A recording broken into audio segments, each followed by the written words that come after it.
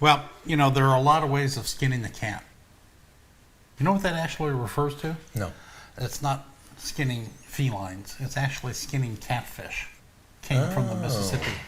Cool, So I didn't know that. Well, there are a couple of different ways. Fillet. Never mind. So what I wanted to do is show you how I do kind of high-end color to black and white conversions using Photoshop. And there are a lot of different ways. I mean, there are third-party plugins, there are tools built into Photoshop, but let me give you a survey of all the Photoshop built-in options, and then I'll show you my little demo.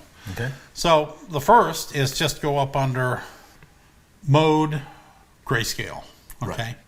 And it gives you a vanilla flavored conversion, and it's kind of based upon Thomas's interpretation, I think, of plus X.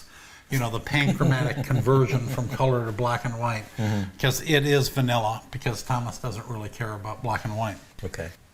And then one that a lot of people liked as an alternative to mode change is Lab, L-A-B. Yep. And where you'd convert the image to LAB and throw away the A and the B channel, and you'd have the luminosity information. Right. Useful. Then built into Photoshop adjustment layers are the hue and saturation, where basically you pull the saturation down to 0, yet a different flavor. Then you also have channel mixer. That's what I used to use. Yeah.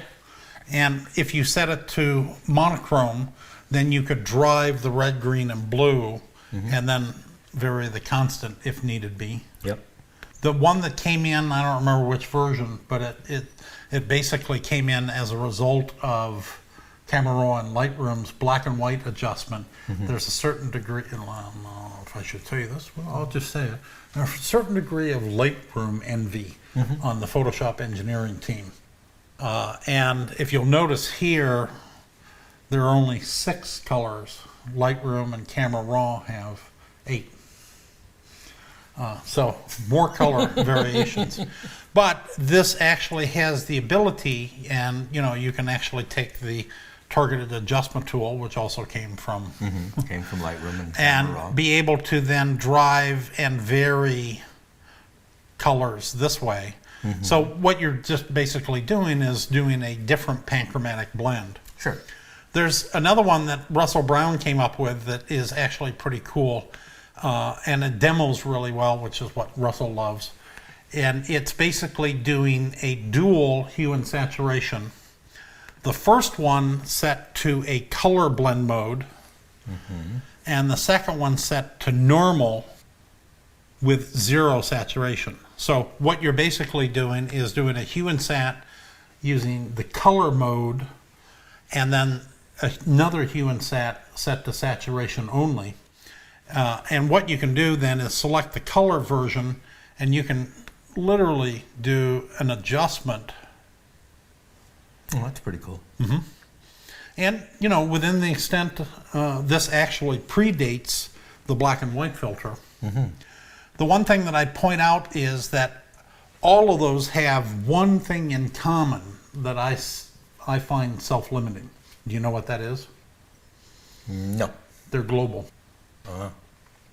The effect happens to all areas. Sure. These adjustment layers, you can't put 2 black and white adjustment layers, one adjusting one set of colors, Sure. one adjusting another set of colors. Okay. So this But I'll bet you figured out how to do that. Oh, yeah. Oh, okay. Well, and it's kind of sneaky, so pay attention. All right. I'm going to take the image and duplicate it. And actually, what I want to do is flatten this. Okay.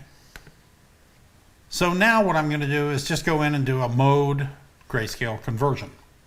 Discard. So the tricky thing now is I've got a color image and a grayscale image of the exact same image, basically.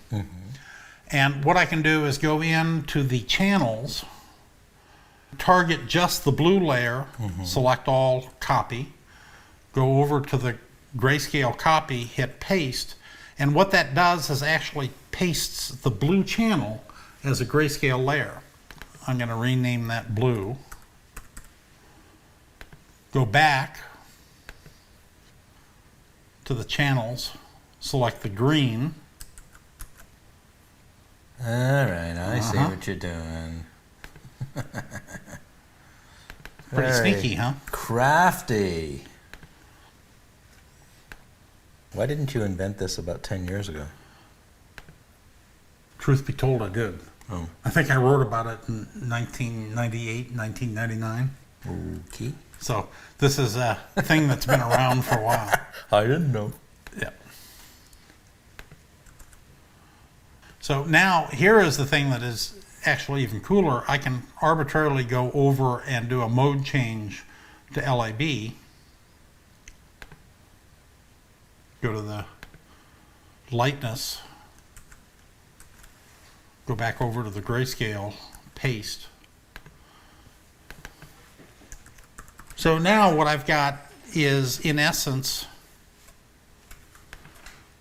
I've got a blue rendering, with orthochromatic kind of rendering. I've got green, I've got red, and I've got lightness. What I'm going to do is go in and hold down the Option Alt key and add layer masks. I think it needs to be said that this is the kind of thing that no one should do by rote.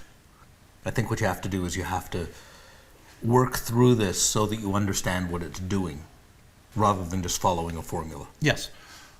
Yes, although I'll make an offer Yeah.